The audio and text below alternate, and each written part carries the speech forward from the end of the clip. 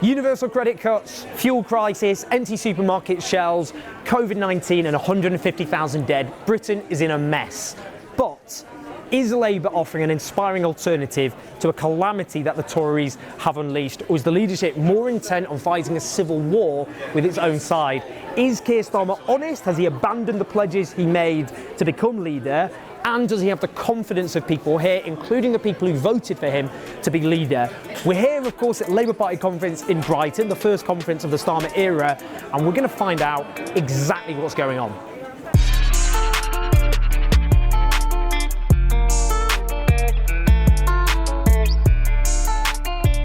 Come on, Barry.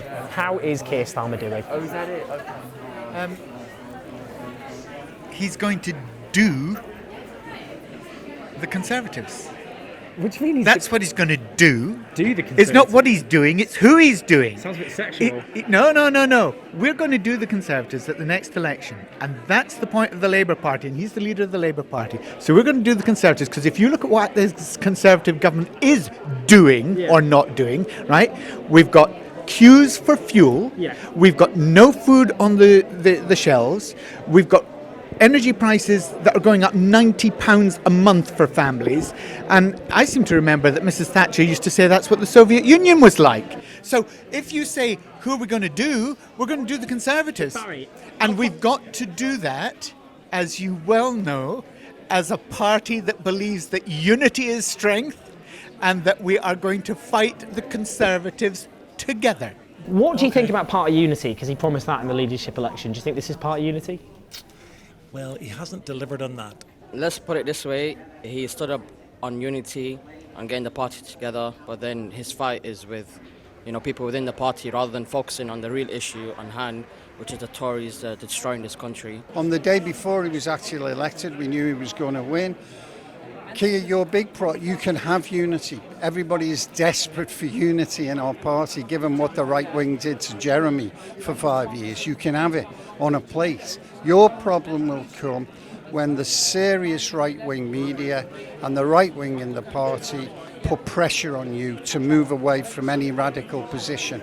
And how strong you are will determine your stewardship. And he said to me, don't worry, I know that, and I will be strong enough to resist them. Well, that didn't go well, did it? How's Keir Starmer doing then? I think he's doing quite well. We're starting to see what he's standing for, what he hopes to fight for in the next election, and things are. This is a good conference for him. I remember we're only on day 2, but he's having a good conference. I voted for him. I campaigned for him. I feel a little bit let down, if I'm honest with you, Owen. Honestly, we've got one of the worst Tory governments, if not the worst Tory government in my lifetime, because I didn't live through the Thatcher years, luckily. One of the worst Tory governments, and we're still trailing in the polls. It's not good. Honestly, it's an open goal. The Tory government are so corrupt with the dodgy contracts. There's just so many things about that Tory government which is wrong morally, everything. And I mean, it's hard to know what Labour stands for at the moment.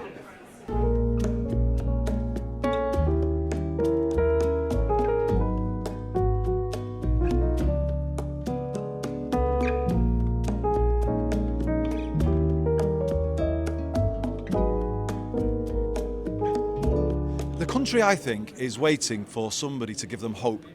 The people are hurting, they're damaged after the pandemic. People have lost a lot, haven't they, through the last few months. And there's a real opportunity for Labour to lift people and be that party of hope that we've always been. And I hope that's what will increasingly come through this week. I think take solace from the fact that it is only the left that has a vision and the policies to deal with all the ills in our nation. The right wing don't, and they haven't now for 12 years, since the collapse of neoliberalism, since the financial collapse. They've offered nothing. The mantra that the market solves everything is completely over. It's not given us affordable public transport. It's not given us a good home for everybody. This is a moment, I think, where Labour can mark a break in time, if you like. The policies that were pursued, if you like, through the 80s, 90s and weren't sufficiently challenged in the new Labour years left us weaker in the face of a pandemic than we would otherwise have been. And I think there is a chance now for Labour to say, just as we did after the Second World War, we will rebuild this country after the pandemic with policies that genuinely give security for everybody. What we've seen this week, interestingly enough, policy after policy we're winning on. We're winning not just on the floor of conference, we're even winning on announcements from the front bench. Andrew Rayner did on Saturday announce the employment rights programme that Andy McDonnell had developed over 2 years. Brilliant programme. No one heard about it because all the media was talking about the splits and faction fights, etc. Caused by the leadership. As fuel and food shortages grip the country, in Labourland, Keir Starmer spent the morning in meetings about rule changes and running away from reporters. This row over rule changes, it's something that he engineered, but in the end it has plunged the party into days of infighting just as they needed to come together for this party conference. So they are debating here the leadership's rules to change the rules in which the next leader is elected, and one of the main changes is to increase the proportion of MPs you need to get nominated to get on the ballot paper from 10% to 20%. That's to try and stop left-wingers getting on the ballot paper. Nice for the Labour Party to focus its time on hammering the left rather than the Conservatives. But there'll be a heated debate here. In 1994, neither giants of our movement, John Prescott nor Margaret Beckett, would have made the ballot. In 2010, there would have been no Ed Balls, no Diane Abbott, no King of the North, Andy Burnham. And in 2020, we would have been faced with a very simple choice: Keir Starmer or Keir Starmer. Now, however we voted in that election, can we really say that the debate would have been stronger had we not heard the voices of Emily Thornberry, Rebecca Lawton-Bailey or Lisa Nandy? And there's something those three names have in common. They're all women. In fact, can you guess how many women have had 20% of MPs in the last 40 years? Just one. And how many black candidates? 0. Our movement is strongest when our best ideas emerge through full debate. If we vote for card vote 19, our debate will be paler, maler and staler. Our movement will be weaker. So vote for democracy, vote for debate, vote against card vote 19. Thank you, conference. Now, the changes to party rules designed solely to stitch up the left, for example, by raising the nominations from MPs to 20%, they have gone through. But interestingly, more narrowly than expected, most party members, that section of the Labour Party, a majority voted against, but the leadership was saved by the decision of Unison, who abstained on the NEC, the National Executive Committee, to support those changes. Now, this does make it harder for the left to get on the ballot paper, but not impossible.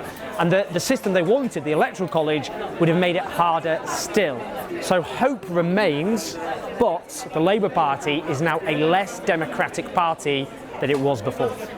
I think he's pushed through reforms today, this week, that are moving the party to sort of signal to voters that the party is changing. Whether people like yourself might disagree, I think he needs to make that break, and that's the way he wants to signal it. In relation to finally getting Labour election ready, I think Keir Starmer, on balance, is doing a good job.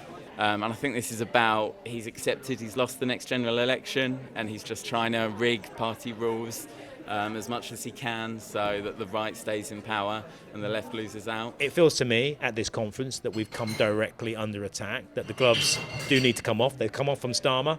I don't think there's a truce anymore. I don't think he can call himself someone who is trying to unify the party. He looks like someone who's declared war, frankly, on a whole section of the party. People who go day in, day out, campaign, they campaign for people, they knock on doors. They're Labour members, Labour activists. What kind of party turns around to its own members and says, maybe you made a mistake about joining? I thought political parties wanted people to join. So I think we're in a bizarre position, and I'm afraid to say that for those of us on the left, we're going to have to kind of think really carefully about how and what next steps we're going to take in terms of making sure that we can, yes, make the Tories be held accountable, but also hold our own leadership accountable for the direction of travel that they're on. I'm afraid I've never felt so disappointed in my 40 years of Labour Party membership, and the attacks on democracy, for the CLP, for members. I just don't know where we'll go from here. And if we had that 20% rule in the last 80 years, no woman, no black person, no person of disability would have ever been allowed to stand for Labour leadership. And that alone, I just don't know what to say. Was he dishonest, do you think, in the leadership election? Yes. Sorry. Will you nationalise the big six energy companies, yes or no? No. No, you will not. This is what you said as part of your 10 pledges. Public services should be in public hands, not making profits for shareholders. Support common ownership of rail, mail, energy and winter. You promised that 18 months ago and now you're saying no. Why? I don't see nationalisation there. Would you have any of these in your manifesto, potentially? First of all, raise your hands if you're into scrapping tuition fees. That's everyone. Renationalising water and electricity. Yeah. Do you think he was honest, Keir Starmer, in the leadership election? Because he did the 10 pledges and party unity and...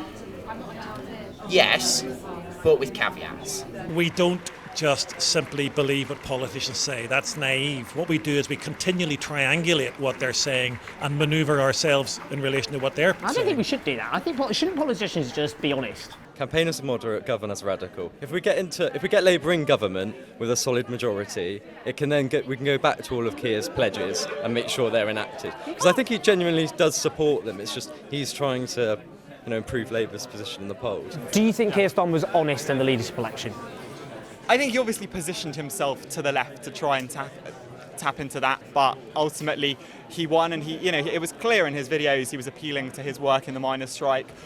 He's got a track history with the Stephen Lawrence case, so there was an inspiring life story that people on the left really connected to. And you saw Laura Parker and Mason and all these people back him, and they chose to instead of Long Bailey. I don't regret backing him for leader because I just wanted us to try and do what I thought he was trying to do, which is to pull the left as much as you could, especially this pro-Remain, pro-internationalist left, together with the centre to try and run a party that looked to me like it was on the verge of fragmentation. I mean, we talk about the 10 pledges.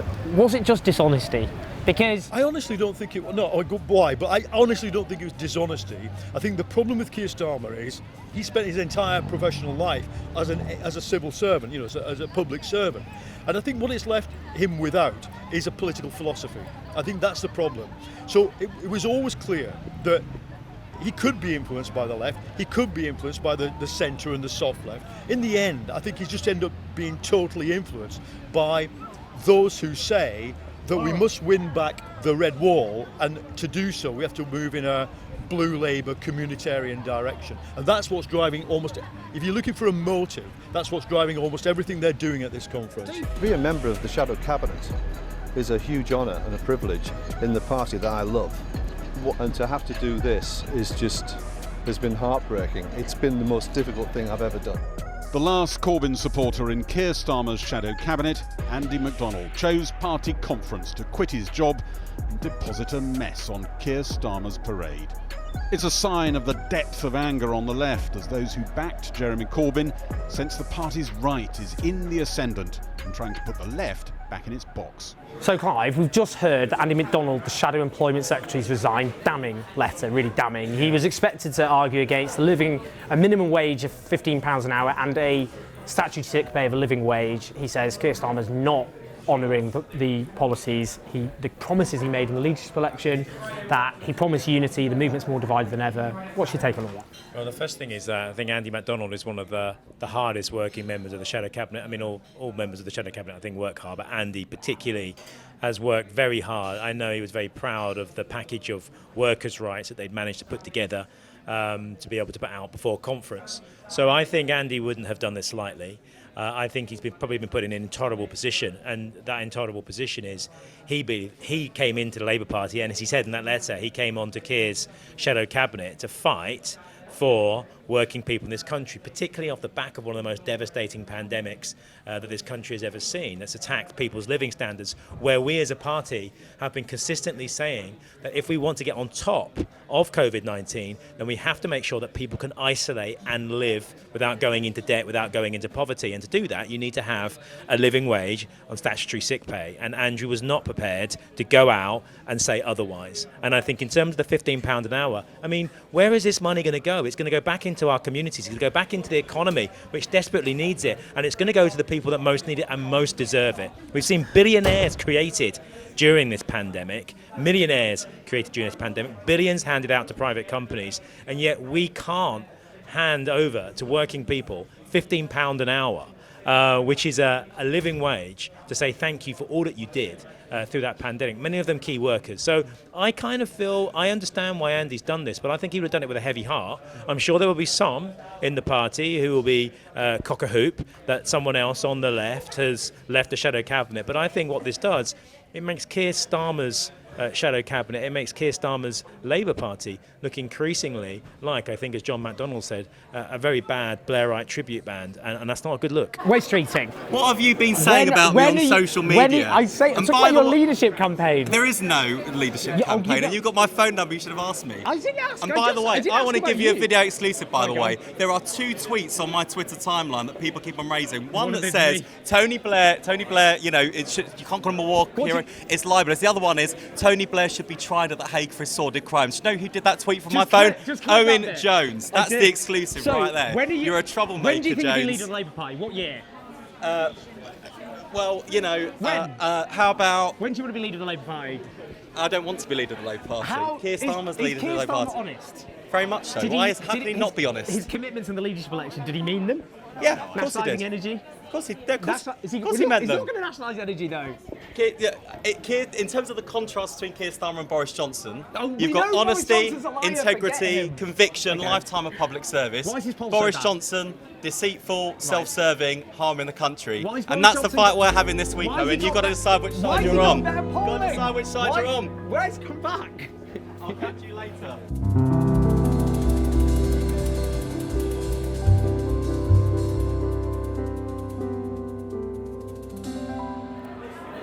Now, whatever you think about New Labour, they had a solid record on LGBTQ rights. But there are growing questions over today's Labour Party, specifically over transphobia in its own ranks. Now, Keir Starmer's actually been challenged on national television about, for example, the behaviour of the Labour MP Rosie Duffield, widely condemned for alleged transphobia.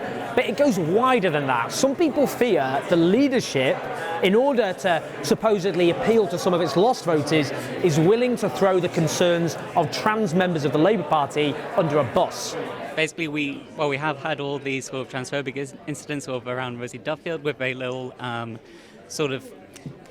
she hasn't really been confronted by leadership, which is what we really need. But also, we've been having the wrong conversations. Like for the last 2 or 3 years, all we've been talking about is the Gender Recognition Act, which is quite low on most trans people's priority list. Like both of you have mentioned, things like healthcare and employment and access to housing are much, much higher. Like the waiting lists for trans healthcare just keep getting higher and higher. We have a constitutional right to start receiving treatment within 18 weeks, and yet our wait for the first assessment, just our first assessment before we get our diagnosis, is over 2 years long, 3 years long, 4 years long potentially until we get a diagnosis, which then means we get referred for treatment. So you might not receive sort of hormone treatments or surgery for maybe 5-6 years down the line. And, you know, this is one of the bigger priorities for most trans people in this country. But also, you know, we've got huge wealth inequality in this country, which affects trans people even more. Like a survey that came out a few years ago, it was the top 1,000 employers in this country. Out of 1/3 of them said that they'd be uncomfortable with hiring a trans person. And so we've got massive levels of transphobia in this country that needs to be tackled. And these are conversations that we need to be having, which we're not, because we're tied up over whether it's okay to say whether women have a cervix or not. And, you know, we just need to nip that in the bud and get that sort of, the Labour Party needs to be very clear on its position that it does support trans rights, and I believe it does. In our CLP, definitely, we're very strong on our support for trans people, but the leadership, we need to be able to speak up for the trans community and call out transphobia, not just when it comes up, but just constantly, because this is something which isn't just something that comes up occasionally in Parliament, it's something which affects every trans person's life every day. This is an everyday issue for everybody.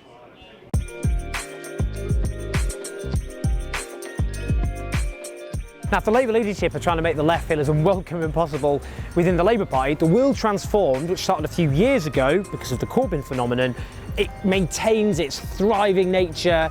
I would say younger than ever, the sort of younger people who the Labour leadership can't actually wish away, who are still enthused with the idea of radical transformative ideas? I have optimism for the left. I don't know what the left's next few years are going to be like with Labour, but I feel like the left has been organising incredibly outside of the Labour Party, particularly Kill the Bill really shows that, all these different grassroots organisations coming together, and yeah, being here this weekend has proven to me that there's 100% hope for the left. Where Corbynism is really successful is amongst younger people. I mean, do you think that's where now the kind of big battle lies, that a lot of people, if we're going to be generous, under 40, who are very disillusioned with the existing order? Do you think the Labour leadership maybe is taking them for granted, that they'll just vote for them come what may? Yeah, I mean, I feel like I've totally disengaged because it's just, it was really disappointing.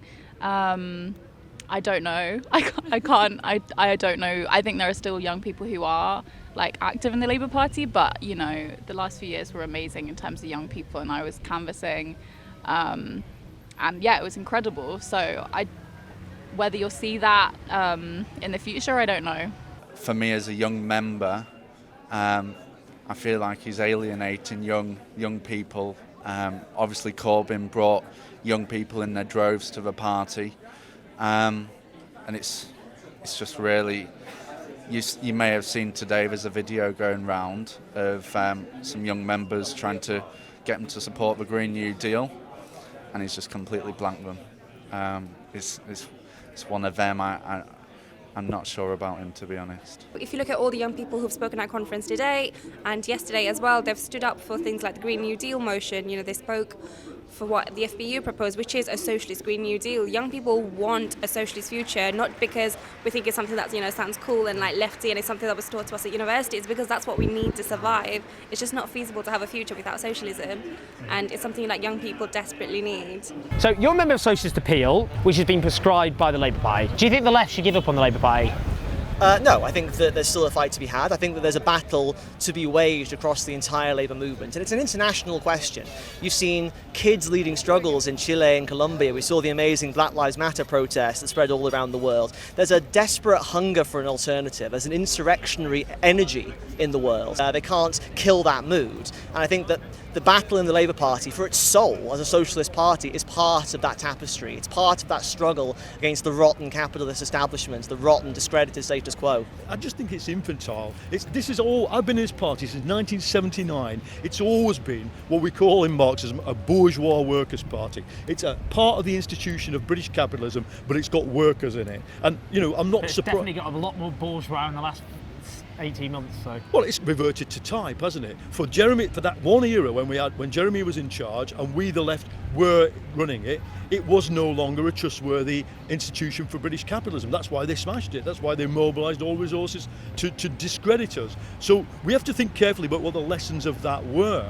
And I think that Starmer is going to carry on having acute problems, actually, making this work by running a left social democratic party in an era that demands left social democratic answers like climate change and the rest in a kind of right-wing way. So I think that those contradictions, the really sad thing for the current leadership and the shadow cabinet is if you emerge from Brighton with all those contradictions heightened rather than put to bed. And that's why it really surprises me that they've chosen this rule change stuff, that they've chosen having lost it with TULO, the trade union and labour organisation. Then they come back with another version of it and they persist. We don't know yet whether or not, we'll find out by the time this goes out. They persist. Why? I've even had members of the right, basically saying, why do this? Labour do like to squabble with each other. I've noticed. We wouldn't be the Labour Party if we weren't going to have some form of debate about our rules. I love the Labour Party, okay? And I thought you did too. Right? I'm a journalist doing my job. No. I thought you did too. I do love the Labour Party. Good. In that case, let's focus on Labour's mission, and Labour's mission is to attack the Tories, and we'll keep doing it together. But if you love the Labour Party, you don't want it to be harmed, Barry. We'll do it together.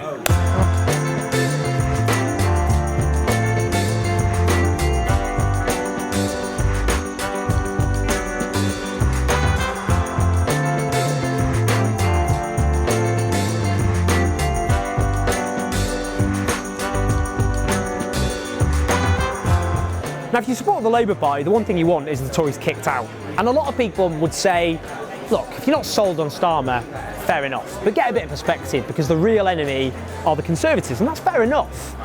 But there is one issue. If Starmer isn't offering a compelling and inspiring alternative that resonates with millions, and if he is more enthused about kicking his own party rather than offering that inspiring vision, and if he isn't seen to be honest because he says one thing to get elected as leader and then does another, then it doesn't matter what people like me say. The voters aren't going to be convinced. This is a country in a massive mess, a terrible crisis caused by Tory government. And if we want them kicked out, Labour is going to have to offer answers which cut through and enthuse people to think those crises can be overcome. And so far, I have to say, there is not a resounding success that the Labour Party, as things stand, is ready to do that.